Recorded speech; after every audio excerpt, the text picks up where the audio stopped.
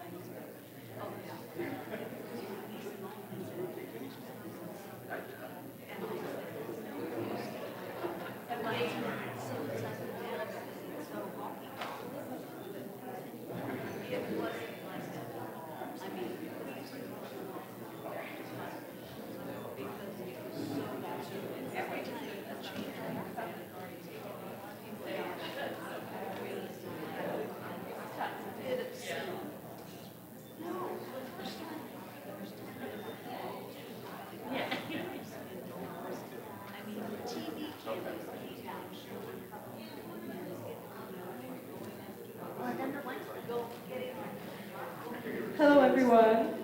My name is Maddie Behrman, and I'm one of the Spark News editors.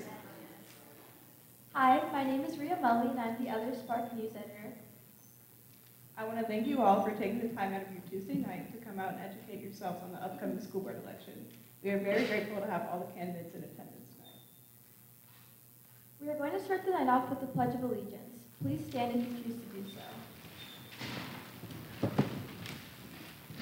I pledge the allegiance to the flag of the United States of America and to the republic for which it stands, one nation, under God, indivisible, with liberty and justice for all. Tonight will consist of 7 questions posed by members of the Spark editorial board. We believe this is an important event to host, not only because board members play a significant role in the district, but also because of the importance of civil engagement. Spark has held a candidate night for every Lakota school board election since 1996. We hope you all can learn something tonight that you were able to take to the polling booths in November. We will now begin with opening statements from each candidate. Tonight will be moderated by our business manager, Kyle Smith.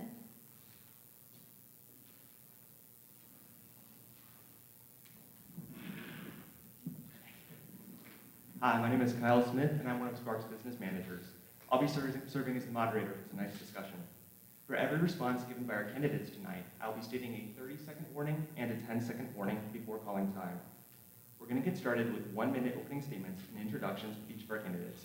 But first, just a reminder to the audience, we ask that you are respectful and do not interrupt at any point during the event tonight. I don't think I asked the question first. Yep. Sorry to start this late. We thought it was 2 minutes for the opening statement. All right, we'll do 2 minutes since that's what we told you earlier. Sorry about that. Otherwise, we have to talk really fast. Yes, that's true. All right, and time will begin when I say your name. All right, Mrs. O'Connor. Thank you. I'm Linda O'Connor. My husband Terry and I moved here 32 years ago to raise our family in this district. And Lakota has always been a district of choice for our family. As a board member for 16 years, I had several priorities. I prioritized bringing fiscal stability to our district, badly needed when I began on the board. 16 years later, we have a financially sound district and reserves in the bank and a balanced budget. No levy on the ballot for 10 years. We've maintained a high rating. We've received the Auditor of State Award for 9 consecutive years, and we recently joined Ohio Checkbook. I prioritize rebuilding connections to our business community, to our senior citizens, to our legislators, to our parents, and our families. I prioritized helping our students to become future ready through innovative programming and as a 7-year board member at Butler Tech. I prioritized parental involvement and authority, and most importantly, I continue to prioritize our students. We've come full circle, and the district stands at a crossroads once again. For example, through the facilities plan, there are investments in our community assets that will require thoughtful and methodical leadership to plan and navigate. Students will need facilities that provide them with the ability to be future ready without overtaxing the resources of our taxpayers. Our residents and businesses deserve a board member that will consider the interest of all, and I've done that. My calling remains the 30 same. seconds. I love this community and I love our students. I want our students to have the same excellent experience that my sons had. We have the right teachers and the right leaders, and they have helped us to build the resources to move forward to where we need to go. Thank you to Spark for hosting tonight, putting you first, and ensuring that you leave our doors with what you need to be successful. For me, is my priority. Thank you. Thank you. Mr. Horton? Hi, good evening. My name is Douglas Horton, and I'm running for Lakota School Board, obviously. What may not be obvious is why. For the past 12 years, as a father of Lakota students who've only gone to school in Lakota schools, I've heard you. I've heard you say time and time again how you want politics stripped out of the board and out of our schools.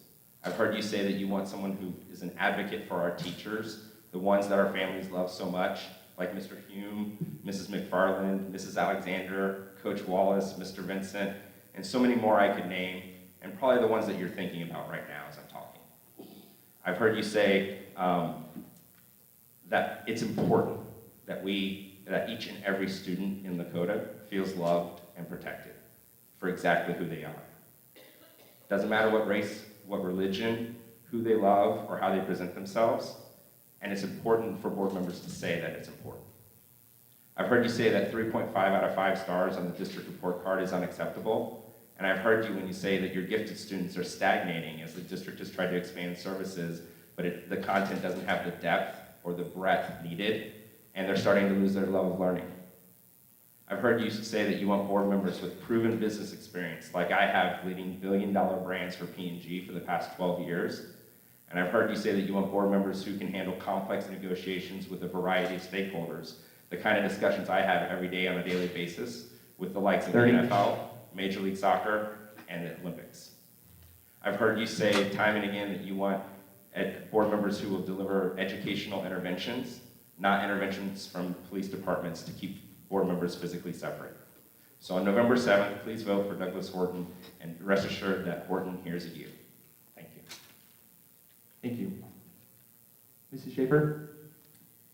Hello, my name is Julie Schaefer. I appreciate the Spark hosting this and continuing their great tradition. I am a proud Lakota board member as well as a Butler Tech board member. I've served Lakota for 12 years and lent my expertise in finances and business from my background to this amazing district. I am a parent of 3 amazing Lakota students, 2 of which have graduated and with the firm foundation they received at Lakota have gone on to do great things. I still have a student at Lakota, and as the only sitting board member with a current student, I think that gives me a unique perspective as to see what's actually happening in the district beyond what we intend to have happen in the district. I see the potential in every one of our students. We've done amazing work at preparing our students for the 4 E's of employment, enlistment, enrollment, or entrepreneurship for after they graduate. That's our job, to make sure that you are prepared for whatever is going to come next. I'm so proud to celebrate all of our amazing accomplishments.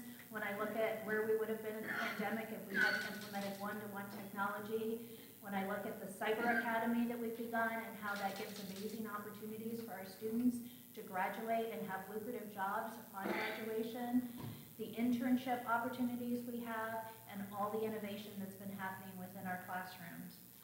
I celebrate our staff and the wonderful work they're doing to individualize instruction and make sure that they are meeting every student where they are and growing them in all aspects of their education. I look forward to continuing to serve every single student in this district and reaffirm my commitment to making sure I will be a voice for everyone in our community, in our employment, and in our ranks as students. And I would appreciate your support November 7th. Thank you. Mr. Loges? So first, I just wanted to thank Spark. I think you guys set up a great event, so thank you. Thank you all for coming out. It's great to have so many people interested in the Lakota School Board. So my name is Russ Loges, and I'm running for the Lakota School Board because I want to return to academic excellence in Lakota and prepare our kids for their future.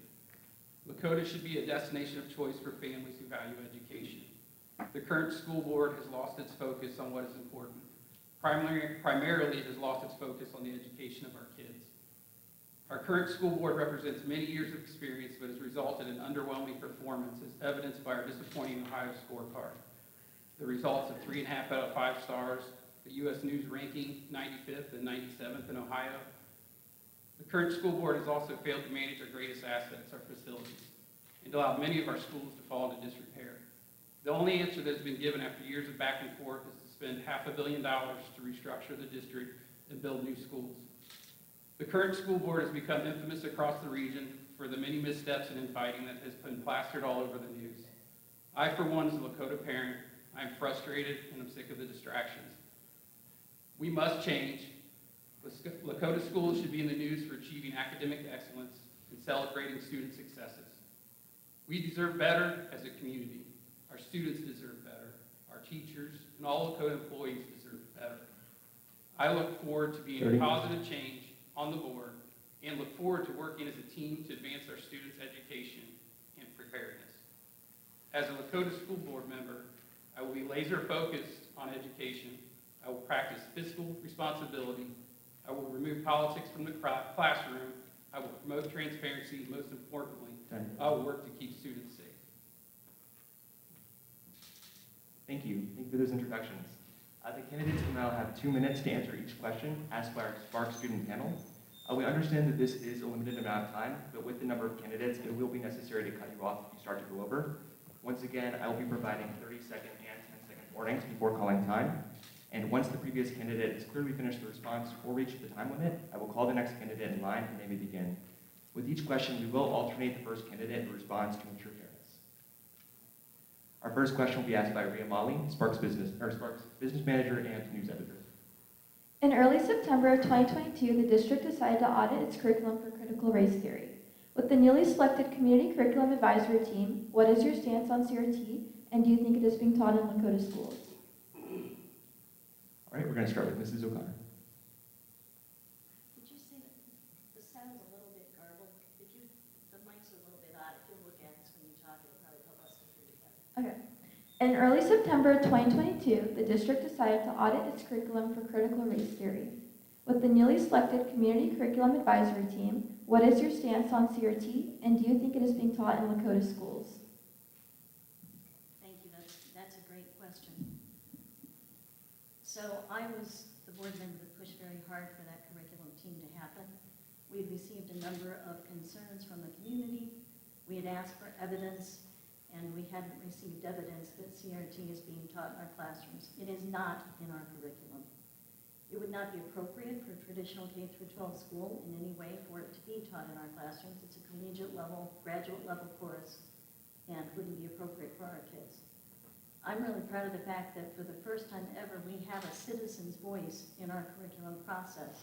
I think that's really important. And I expect the CCAT team to do some great work. They're doing a multi-year review of our curriculum K through 12. That'll probably be a 2 to 3 year review so that they get all the way through that. It's a lot to cover. They will also be developing a rubric so that when there are concerns that come forward from the community, there's a rubric and a way to measure those concerns and to address those. So I think bringing some process to those concerns as opposed to just hearing about them in board meetings, but nothing brought forward that shows us it really is in our school district, is not helpful to us. So we needed to find a methodical way to deal with that. Again, I don't think CRT is being taught here in our classrooms. It's certainly not in our curriculum. Mr. Horton? I don't disagree with Mrs. O'Connor. As a parent, I haven't seen it in the curriculum of my kids that have gone through the district, and I have a junior at Lakota East and a son who's at Hopewell Junior. I think when this decision happened, I definitely appreciate bringing more community members in, but I remember at the time the discussion centered also the fact that the district was due for a science and math audit for their curriculum as well. And I think with the focus on understanding CRT and bringing the curriculum in, or the curriculum advisory team in, I think what's missed is the rigor that's needed for the rest of our curriculum. And I think it was a missed opportunity to do the formal audit that we would normally have undergone. And I think that's showing up directly in some of the test scores that we've seen on our district report card. So I think while there's a place for the community to be advised, I wouldn't take it away from the professionals. We have a curriculum department that specializes in this, and I think doing formal audits is a necessary process to make sure that we have the right level of education that we need in the subject areas and the right depth across all of the subject areas that we have in the district. Mrs. Schaefer? I'll echo the other respondents that I do not believe we're teaching critical race theory in our schools. Again, with all the eyes that have been on our curriculum and the request by some board members to make sure it is brought forward and to report out on any of our staff, I think it would certainly have come out at this point, not to mention the fact that most every teacher puts their curriculum and what they're teaching out on different platforms, so I as a parent can see what my kids are teaching. So the parents in the schools are aware that we are not teaching critical race theory. It's just become the national platform of a way to go after our teachers and create a witch hunt, and then we wonder why we have teacher shortages. I feel like we have to be incredibly careful that we make sure that we support our staff and make them feel valued. We did a leadership training and it said, do you perform at a higher level if you feel supported? And 98% of respondents did. It's obvious. Right now, our staff is not feeling that support. They're not feeling valued. And I think we're going to have to be very careful how we move forward in order to make sure that we reinstate that and empower our teachers to teach and not have them afraid that around every corner somebody is looking to catch them doing something inappropriate when that is not happening, and they're informing the parents who are the front line what is actually happening in our school. Mr. Loges? So CRT, from what I understand, is a collegiate level theory that I do believe is divisive. I don't see it necessarily in our schools. I wouldn't want it in our schools. But yeah, no, I don't think it's in here, and I don't think that it would be something that I would want to come here. So I would certainly be respectful of people that have concerns and address those concerns. Doing the audit, I think, will alleviate some of those concerns, so that's a great thing. But overall, these kind of issues, I feel like, are kind of the distractions I'm talking about, where it's preventing us from improving and getting the education to the students that we need to get. That's why we go back to our report card. We're not achieving in areas like reading in the third grade level. We're not achieving in future ready. It's like 43%. So those are the areas that I would like to focus on. I'd like to kind of get away from the conversations about the social issues. Thank you all. Our second question will be asked by Maddie Bierman, Sparks News Editor. While candidates may get monetary donations from outside groups, how can nonpartisan decisions be counted upon when conducting board business?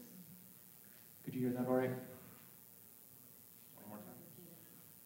While candidates may get monetary donations from outside groups, how can nonpartisan decisions be counted upon when conducting board business? All right, we're going to start with Mr. Horton for this question. Yes, I think it is a concern, especially for nonpartisan positions like the school board. I know I, for one, have said that I won't accept any endorsement or donations from political parties, and I will honor that. And it's because I've heard parents over the years. Every time I've submitted a thought exchange and engaged with the district, one of the things that rises to the top is please get the politics out of this district. There's so much politics that are going into who's on the school board and all of what the discussion level is. So that's a choice that I've made, and other candidates may choose to do it different, and I respect that. And I think that's one of the ways that I can make sure that I'm staying true to doing what I want to do, which is represent all of the community, all of the voters, and all of the taxpayers and families in Lakota. Mrs. Schaefer? Likewise, I've made that same commitment. I think it is important. While some feel it's idealistic, I'm going to continue to be hope that we can continue to have a nonpartisan election in the school board race. I think that's very important. I had a recent fundraiser. It was supported by my host committee, was people who are Democrats, people who are Republicans, and people who are independents. And I am very thankful to have that bipartisan support, and I think that's essential in making sure we do represent all students. I've also only accepted endorsements from nonpartisan groups because I also think that's important as one of my core beliefs. So people say that schools have become too political, and we have to be the front line of making sure that doesn't happen. And I'm going to make sure that happens with not only my words, but my actions and how I move forward. Mr. Loges? So the donations that I've received, I think the furthest donation was from my Aunt Colette in Dayton. So as far as political affiliations and things like that, this is a nonpartisan board. However, I do see politics being expanded in the schools with the unions. I know they get heavily involved with mailers, digital marketing, things like that, even reaching out and supporting candidates. So to say that it's not in the race probably isn't exactly right, but I know for me, the affiliations that I do have, they don't tell me how to think or tell me what to do. I would be the one to make those decisions. And any decision I make on the school board will be based on what's best for kids. Thank you. Mrs. O'Connor? I will agree with Mr. Loges that I think even if it's not a political party, our unions do have political affiliations as well. So I think endorsements have been placed from many different groups and many different PACs throughout this race. I do believe that we've had a lot of political issues that are on the national stage. There are some on the state stage as well. We've had those come into the board meetings entirely too often. We try to minimize those, and we try to make sure those don't impact the discussions that we are trying to have, and it has been a distraction. However, I think the current board has done a good job of trying to contain those conversations and making sure that what people are saying is here in our local district is really here in our local district. And we aren't seeing those issues here in Lakota. I do believe it's important that our focus remain, as always, on our students. There's a bipartisan benefit to every one of us to having well-educated citizenry. And that is not a political issue. That's something we should all share a common objective of. We want our youth to be as well-educated as they can possibly be. And I think we can unite behind that. I think the current board has demonstrated that. Great question, though. All right, thank you all. Our third question will be asked by Will Hulskamp, Spark's third news editor. This school year, the district's teacher and support staff contracts are up for negotiations. With inflation rising rapidly, how will you support the cost of living raises? Could you ask that just one more time? One more time. This school year, the district's teacher and support staff contracts are up for negotiations. With inflation rising rapidly, will you support cost of living raises? Did you guys catch that? Yep. All right, for this question, we're going to start with Mrs. Schaefer. Again, with any negotiations, what we do is we put together proposals and the two sides send them back and forth. We can't say at this point there have not been any negotiations or conversations about what that will look like. I certainly think that we need to make sure that our staff is fairly compensated. We have to remain competitive. The quality of our teachers is the single greatest determinant and the impact of the education for our students. So if we can't attract and retain the top talent, we are not going to be able to deliver top results. So we must remain competitive and honor the fact that it's also not just about money. It's also about working conditions. Are we supporting our staff and what they're doing? Are they feeling threatened on a daily basis? Are they feeling respected as professionals? So I think we have to make sure that we recognize this is not just about dollars and cents, but it's a broader picture and making sure we all meet those needs. And I have been very impressed historically of how well Lakota has done to collaborate with their different associations to make sure overall we're meeting the best interest of our students while still supporting our staff. All right, Mr. Logis.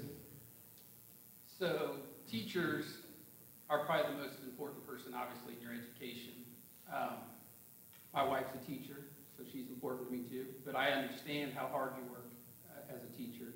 The countless hours that you don't, a lot of people don't see at home, grading papers, writing references for students. So yes, I would absolutely support our teachers being paid competitively.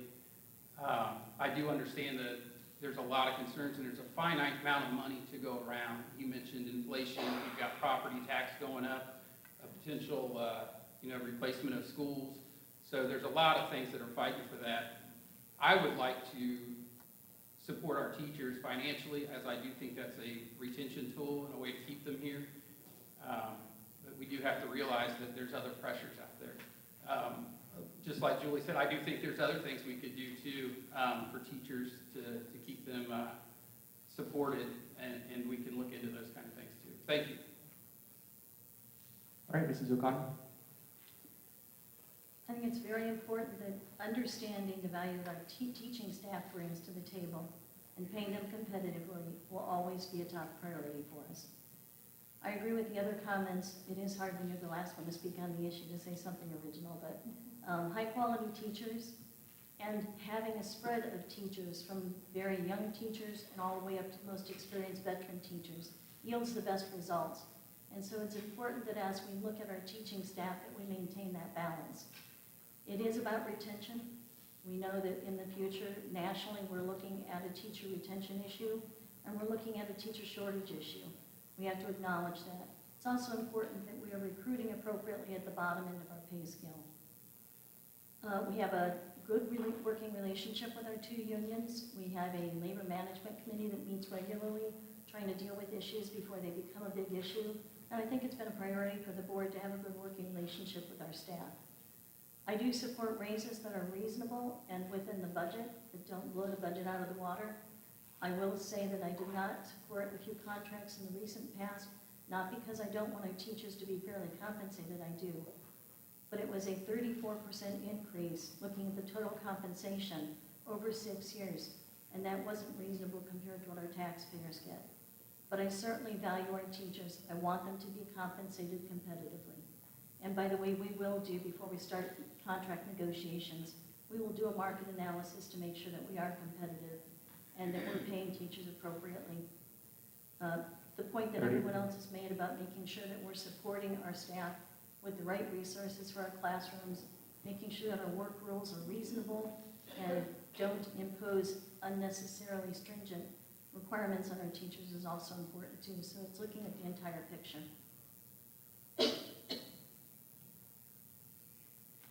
Mr. Horton? So, whenever at P&G, whenever I approach negotiations, it's interesting, people want to talk about the money first. And in my experience, negotiating 9-figure deals and sponsorships with the likes of the NFL, rarely is money the chief thing that is the object that is driving consensus between the parties. And so, while I think currently, as we look, and there will be more market assessments, teachers here are fairly compensated, but there are so many other factors. As I've talked with teachers over the past 2 years, I think it's naive to think that the teachers have been immune from the attacks from board members on their direct personage, right? We've had board members trespassing schools, trying to catch some mysterious thing in classrooms. We've had teachers singled out, and the current board under Mrs. O'Connor has seen the single biggest loss of administrative talent that I've seen in the generation that I've been in the district. So we've lost our superintendent, our treasurer, our director of curriculum, and now we just lost our K-6 director of curriculum. We've seen a lot of experienced teachers that we used to retain have now decided to retire early or leave the district. And I think one of the biggest issues is not going to be the pay. I think it's going to be stability for the district and stability for them in their careers. And have been felt like they've been under attack for the past 2 years, and they've seen a failure in the leadership of the board to provide the stability. The board identified 3 finalists for a superintendent, put them forth to the community to evaluate. The community invested their time to evaluate, make recommendations, and then at the last minute, there's an end run around for an interim superintendent going into a contract year. That belies any kind of consistency or stability that these teachers are going to be looking for, much less the protections that they feel they probably need because of the board members. So I think doing all of the pay negotiation is important, but this is going to be a lot more complicated, and you're going to need to look at this from a lot more variety of factors than this board is currently even talking about, much less looking at. Time. All right, thank you all. Ava Heening, editor-in-chief, will ask our next question. According to this year's report card from the state, Lakota earned a 2 out of 5 stars in the progress section and an overall score of 3.5 out of 5 stars. How will you plan to address and improve this rating for future report cards to help accomplish higher student achievement? All right, can you say that one more time? According to this year's report card from the state, Lakota earned a 2 out of 5 stars in the progress section and an overall score of 3.5 stars out of 5. How will you plan to address and improve this rating for future report cards to help accomplish higher student achievement? All right, for this question, we're going to start with Mr. Loges.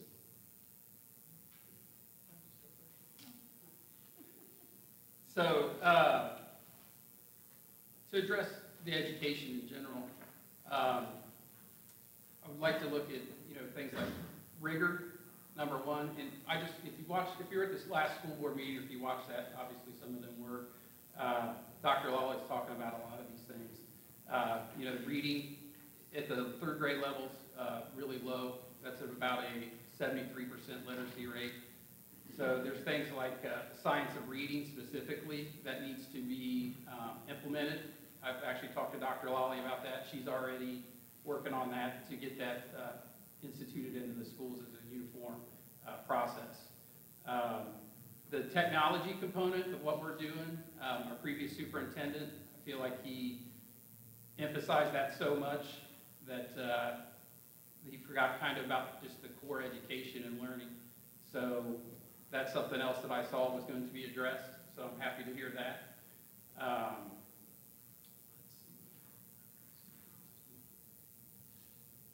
think that's all I have for now. All right, Mrs. O'Connor? So for more information on this, we had a 2-hour meeting on October 2nd, and this was the primary focus of the meeting. So boiling it down to 2 minutes will be somewhat challenging. I will say I want to be very clear about the progress score because that was the area that I was most concerned about, extremely disappointed, actually, because the progress area was an area that we have received awards in the past, and we certainly have the capability to do more with it. So the progress is not that our students did not achieve 1 year, they did. They achieved 1 year of growth. What they did not achieve was growing beyond that 1 year in their knowledge in the course of 1 year. And we can do better than that.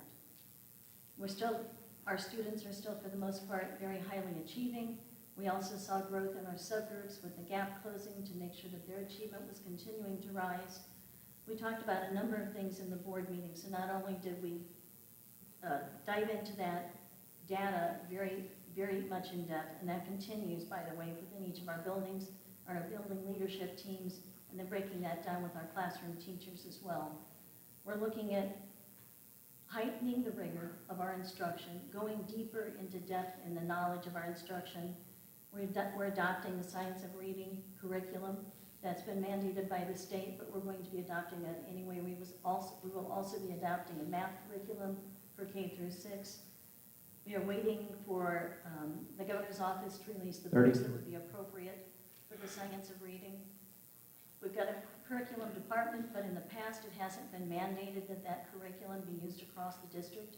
It is now going to be mandated so that our curriculum is consistent, so that our teachers get the support that they need for that curriculum. That will be ongoing professional development prior to releasing curriculum, and then making sure that we're monitoring the implementation so that our teachers are supported in how they're doing with that. We're also taking a look at our staffing resources. Time. Are those directed to the classroom in the way that they need to be? Mr. Horton? So I agree this is a very complicated issue and 2 minutes is not enough time. I think, I obviously reviewed the report card and I watched the board meeting. I was in attendance to watch. And I saw Dr. Lawley's intervention plans. And I thought it was very interesting that after all of these interventions, none of the board members asked, what can we expect for us to get on next year's report card? At P&G, it's important to set goals and be critical and sign up and hold yourselves accountable to the growth that you're putting in place. And when I heard the interventions and reviewed it, I would estimate that probably about 60% of it had actually mostly to do with the requirement to now comply with the science of reading. And I don't think it addressed a lot of the problems. I think all of it was very curriculum-based, and I think there is a place for curriculum in improving those scores. But when I talk with parents in the district parent council that I've served on with for 12 years now, we're highlighting the fact that our advanced students aren't progressing the way that we want them to because they're in math classes in 7th grade of 47 kids or 37 kids. We have Cherokee Elementary that's busting at the seam, and we're talking about, well, we're trying to get them in the thing. Obviously, we're not going to get the progression if the teachers can't even focus in on the individual needs of our students. And that's our vision as a district, right? To provide individualized learning. And then I think that's across the groups. So I'm disappointed that we haven't widened the conversation to incorporate all of the factors that are affecting this, which is, yes, teachers, support, curriculum, but also how do we address class size and the number of bells, and how do we make sure that we have enough opportunity for the kids to see the progression, regardless of where they are at achievement today? That's the question that I would like the board to be asking. All right, Mrs. Schaefer? I definitely think we have to look at the report card, and we are, as has been stated, doing a lot of that work to try to shore up those numbers. But I also think we have to be careful to use that as our only metric in our success. After the last debate, I asked my daughter, who's a recent grad, what she thought, and her quote to me is, "The test that we're grading our kids' success on hasn't caught up to the future we're preparing our kids for." And I had to write it down when she said that to me. I'm like, wait, repeat that again, because that's absolutely true. It is what we have as the metric, so we have to pay attention because people won't come here if we don't. But we have to realize that that's going to require an investment to make some of those changes. We've been operating on a shoestring budget for years. We're spending, the year before I was elected to the board to now, if you look at our increase in our spending per student, it's gone up 27%. And if you look at our overall spending, it's only gone up 14%. And during that time, the cost of living has gone up 41%. So even people on a fixed income with Social Security are getting that cost of living. So in essence, we're spending less on students, and then we're wondering why we're not doing as well. If you look at those top 4 districts, or 4 local districts that were allotted as part of the top 10 in the state, they spend on average 39% more per student than we do. That has an impact. If you look at that from a class size perspective, that could take our classes from 25 on average to 15. Imagine the success our teachers could have if they had 15. I'm not suggesting we do that. I don't think that's possible. We know we don't have the room, but we have to recognize that we are not investing our money where we need to, and we're holding it as reserves, and we've seen the impact of that in our report card. All right, thank you. Our 5th question will be asked by Colin Kunz, our other editor-in-chief. With the ongoing master facilities plan, District Operations Officer Chris Passarge recently suggested an adjusted plan to add additions to both existing high school buildings instead of the original plan of building 2 new high schools. Do you feel the current master facilities plan will support the needs of the district? Could you repeat that one more time? I was trying to say, and slow down just a little bit. With the ongoing master facilities plan, District Operations Officer Chris Passarge recently suggested an adjusted plan to add additions to both existing high school buildings instead of the original plan of building 2 new high schools. Do you feel the current master facilities plan will support the needs of the district? All right, did you guys catch that one? Just the last couple of words. With the ongoing master facilities plan, District Operations Officer Chris Passarge recently suggested an adjusted plan to add additions to both existing high school buildings instead of the original plan of building 2 new high schools. Do you feel the current master facilities plan will support the needs of the district? Thank you, Colin. I think I've got it. And we're going to start with you, Mrs. O'Connor. I actually think, and we've come to a good place in my mind with the facilities plan, and our next step in it is to look at funding options. We started with option 4, which was where our community landed, and the board agreed to that in terms of grade configurations. We were reducing the number of transitions for students. We were going to reduce the number of campuses, which would result in operational savings. And so as we started exploring what that looked like to put 4 into place, we looked at, it originally had 2 new high schools. When we looked at the campuses, we were going to be losing some of the spaces that we have that provide opportunities for kids.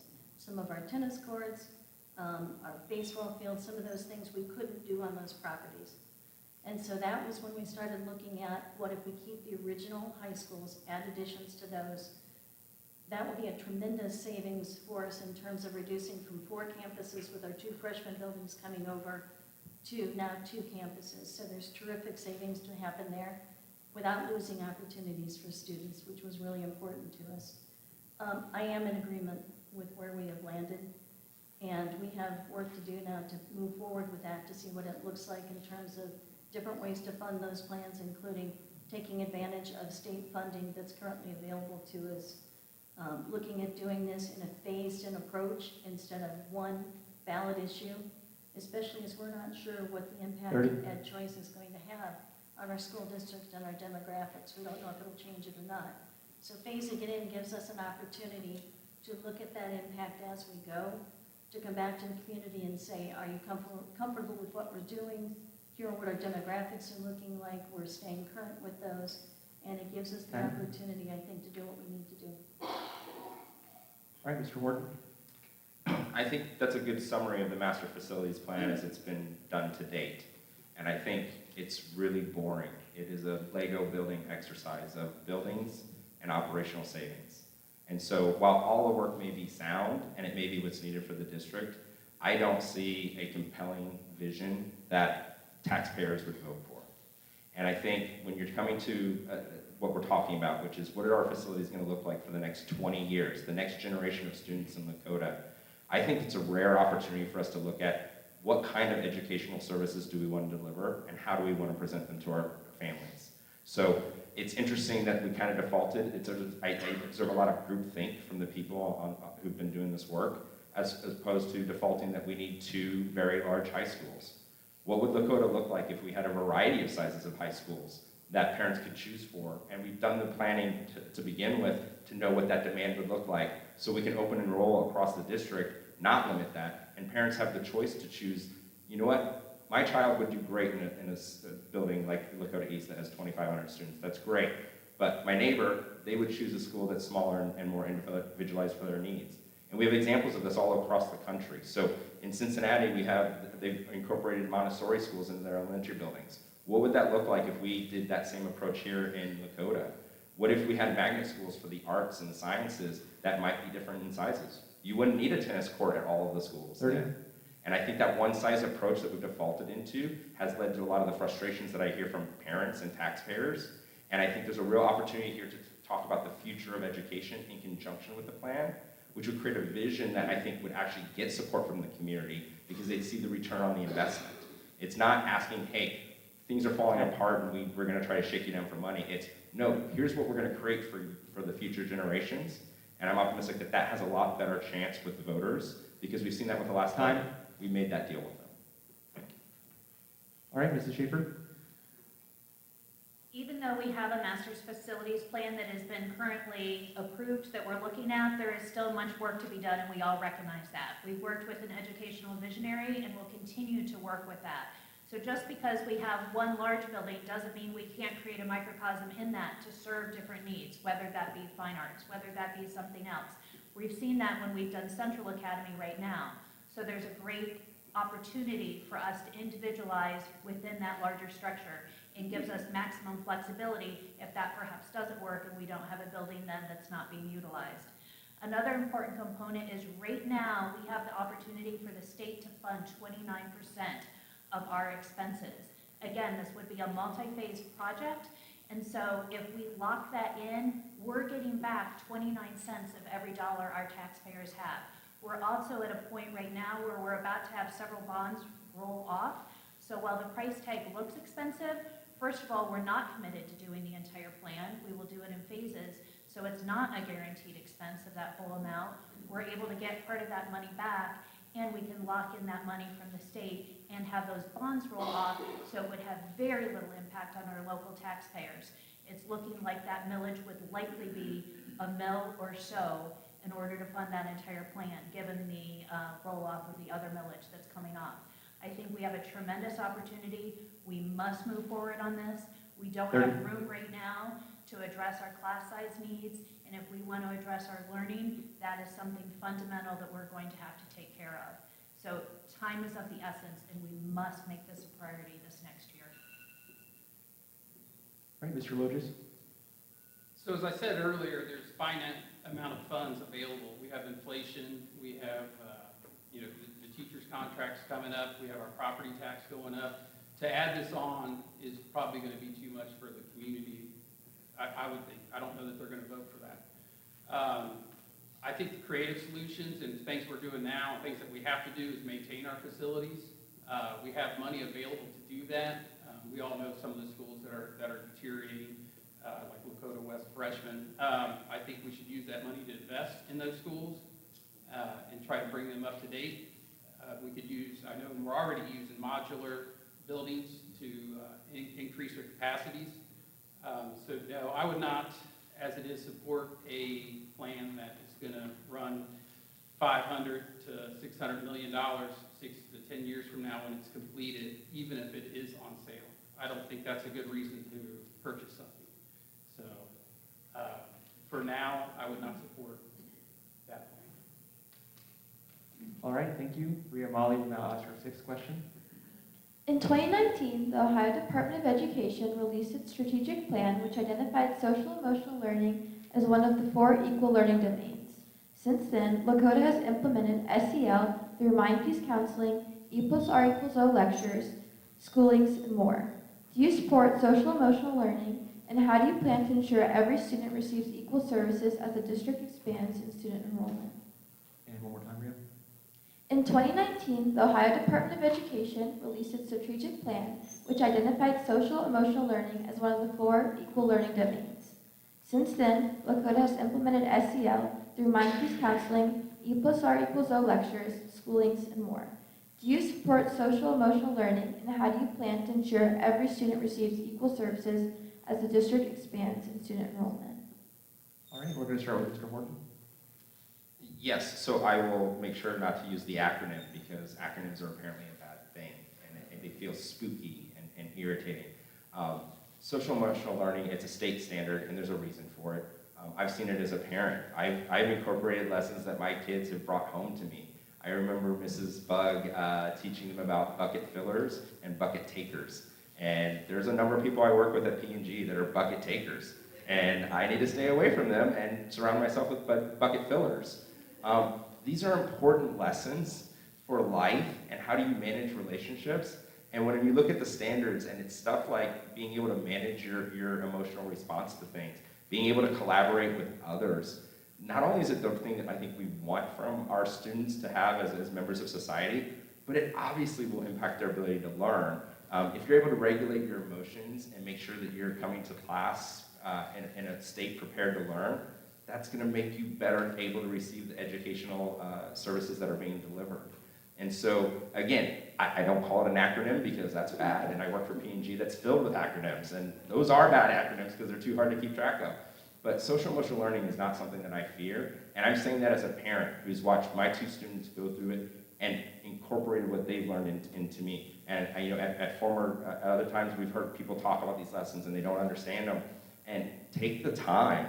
At another debate, there was a conversation around a lesson on how things respond to boiling water, right? And there was consternation around, why are they learning about coffee beans? Well, because you can choose how you react to stress, which is the boiling water. And you can turn soft, or you can, like carrots, or you can become hard like a hard-boiled egg, or you can choose to be a coffee bean and make things better. That's the lesson of social emotional learning. So I encourage people to look more into this because I found it rewarding. All right, Mrs. Schaefer. Yes, I absolutely support social emotional learning. I think it's essential. If you look at the definition according to the Committee for Children, the definition is the process of developing self-awareness, self-control, and interpersonal skills that are vital for school, work, and life success. Who does not want that for their children? I learned that in the 70s in the school. I'm thankful that my children have learned that here, and I hope future generations learn that. These are the social emotional learning standards from the state of Ohio. This isn't an option. This is something that the state has mandated. If we're worried about testing, if it's 1/4 of their platform and we don't teach it, don't you think that might be a problem going forward? Absolutely. Forbes and the Harvard Business Review recently did a survey of what are employers looking for in their hiring decisions. And pretty much what they were saying was what kids will learn in social emotional learning. They're looking for communication skills, teamwork, adaptability, problem solving, leadership, creativity, integrity, sincerity, kindness, patience, persistence, emotional intelligence. That's what this is. That's what our employers are clamoring for. And if we are doing a disservice to our children if we don't give them that. Some people say they should learn that at home, and yes, in a perfect world, every child would come from the perfect home and have all of those needs met. But you know what? That doesn't happen. We have kids who are coming with tremendous needs. I was at a fanfare this week, it was 6:50 in the morning, somebody said, gosh, you got here early to one of the students, and she said, because it beats being at home. And that's the reality for our kids. So we have to make sure we meet them all where they are and provide the support for them. All right, Mr. Loges.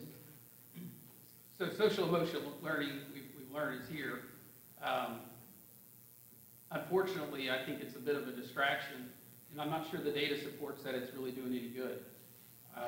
What I have seen is our scorecards go down as we continue to support all these social issues. I'm not saying kids don't deserve support, but I just haven't seen the data that says that it's going to improve their education.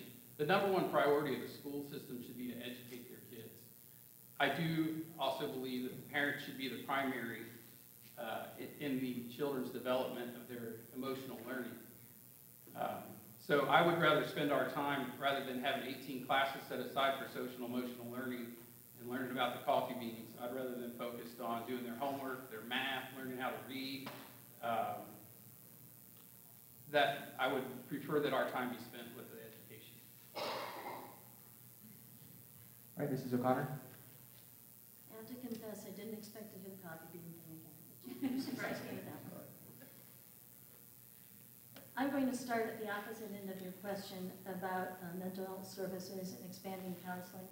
We've seen since the pandemic that much higher incidence with our students in terms of anxiety and depression and other mental health issues impacting them. And I do believe that's a part of what we have to provide for our students.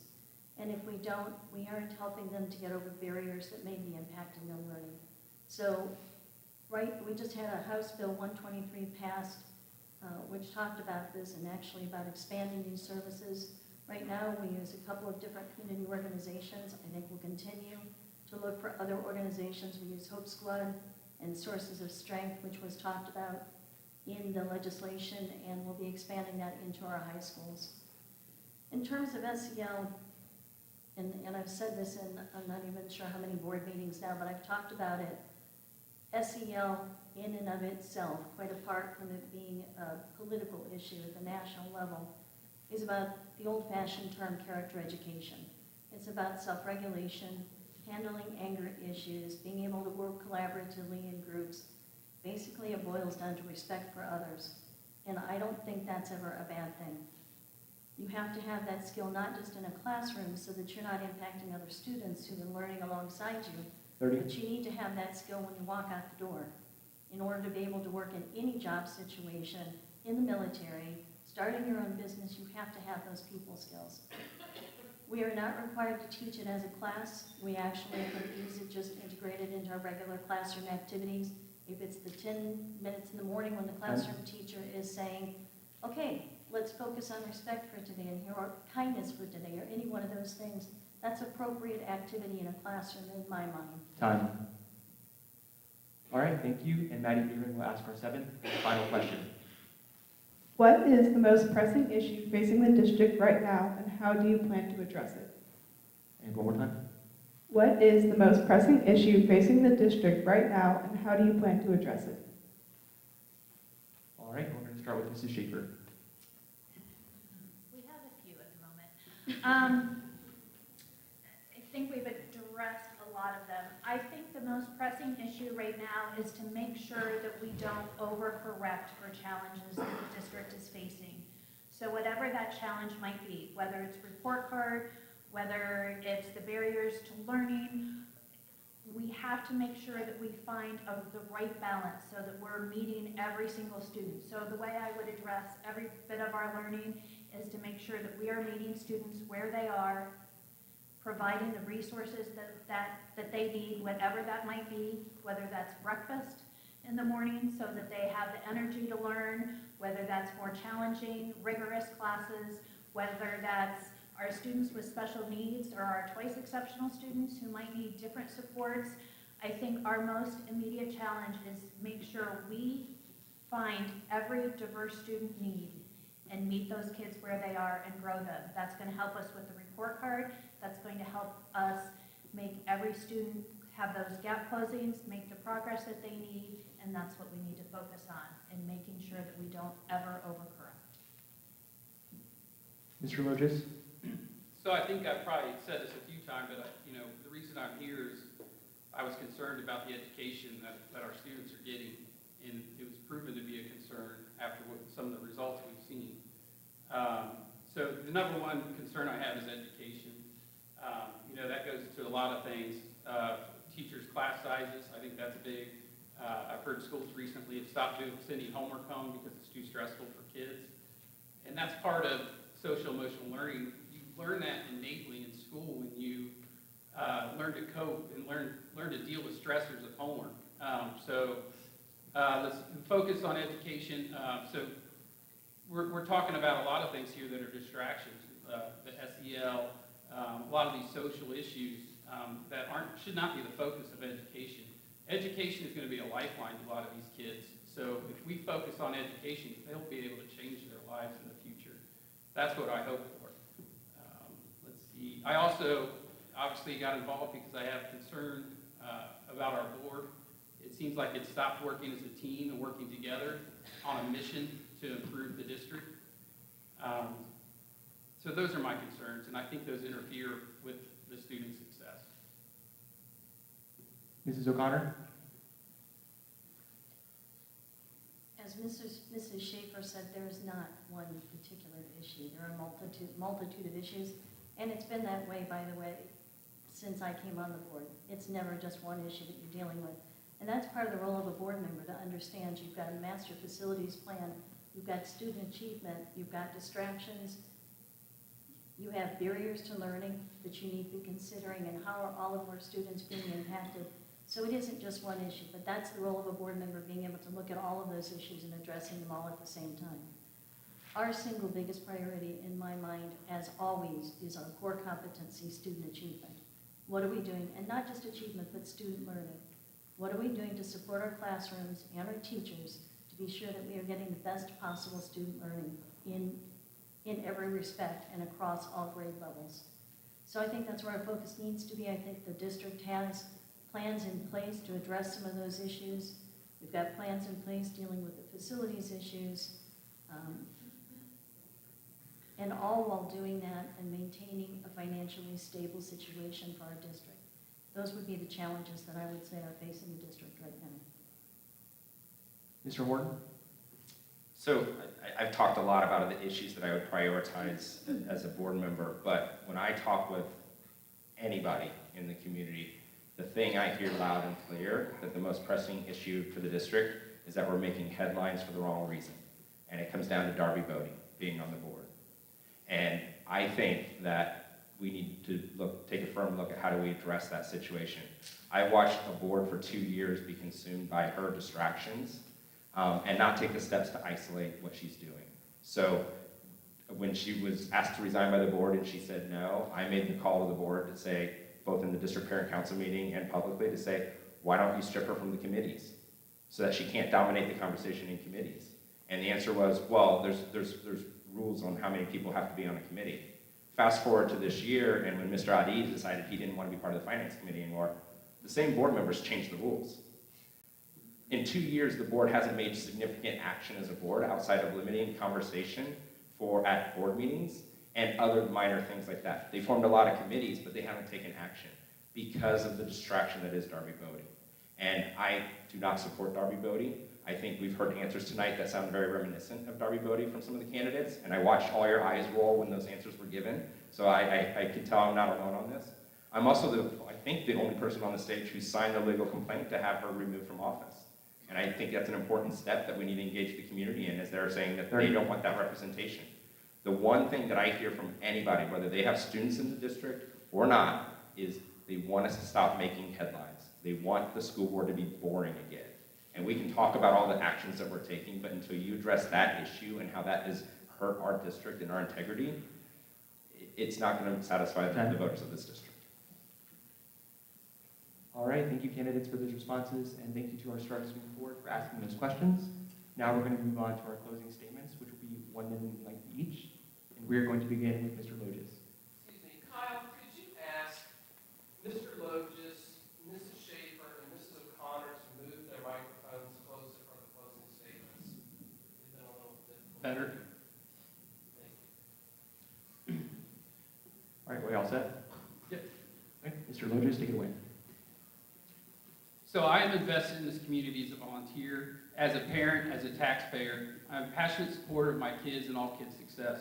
I will relentlessly work to improve our schools and make them great as our community deserves. I believe we can do this without spending money. We need to be laser focused on education and eliminate distractions from the classroom. My years in nursing leadership and a small business ownership have prepared me to work with a team to accomplish our mission. I'm running to be a positive change on our school board that will return the focus to the purpose of educating our students. Please vote for me on November 7th, and thanks again to the Spark team for hosting this event. All right, thank you. Mrs. O'Connor. There were many comments made tonight that are based on faulty thinking, frankly, but I'm not going to address those or end on a negative note. Happy to talk to anyone afterwards that has questions about some of the comments that were made, though. I want to thank you all for being here tonight. To all of you, once again, when they sit through these forums, I think we're doing a really good job with our students, and thank you for that. I'll continue to work tirelessly to protect the financial stability of our district while helping our students to be successful for whatever pathway they choose in the future. If the community again allows me the opportunity to serve, I'll continue to provide calm, measured, common sense, proven leadership as we move into the future. Experienced leadership is needed now more than ever. Please vote O'Connor November 7th. Thank you for the opportunity to serve. Mr. Horton? So tonight you've heard a lot. You've heard a lot of examples of limited thinking and claims of finite resources and reasons why things need to be a certain way. You've also heard from myself that I think there's a different approach that we can take to running the district. I think there's a way to bring innovative thinking and collaboration, bringing principles like integrative thinking to bear to help shape how we're going to deliver education, not just in the short term to make up the shortfalls that we've identified, but to build a better school district well-suited for the next generation of students to come. So on November 7th, please help us by getting out. Many of the friends and neighbors that you have not heard what you've heard here tonight. So share with what you've heard here tonight with them and let them know that when you vote for Douglas Horton, Horton hears a you and hears them. Thank you. All right, Mrs. Schaefer? When my husband and I moved here 19 years ago, and we saw our first grader go from a class of 18 for kindergarten to 27 here in Lakota, I chose to get involved to be part of the solution. I've continued to work diligently since that time to make a difference for every single student, every staff member, and every community member. I have been part of the solution, and I hope that you've seen that with my actions and my words. We are at a crossroads in Lakota. 30? We had 17% voter turnout at the last election, and it is going to take everyone getting involved and making sure they get out and vote November 7th to make the changes and the difference that we need. Please vote on November 7th, and I would appreciate your support. Thank you. All right, thank you very much for those responses, and thank you, audience. Now for a few final words from Maddie and Maria.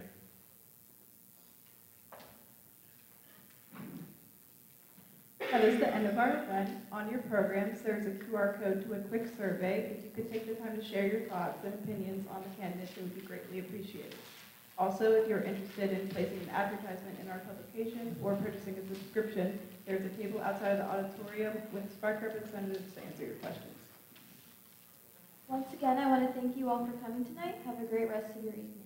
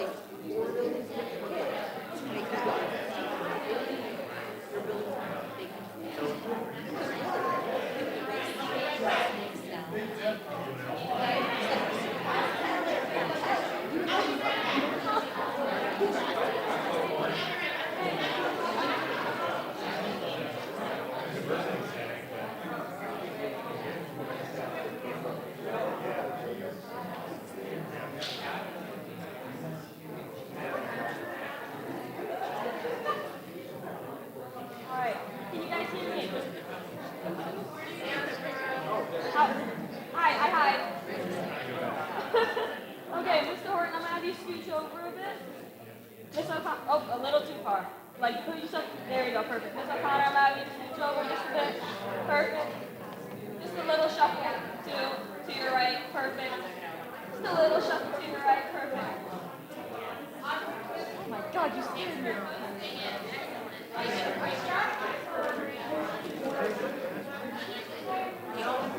Gorgeous. Don't do that ever again. That scared me.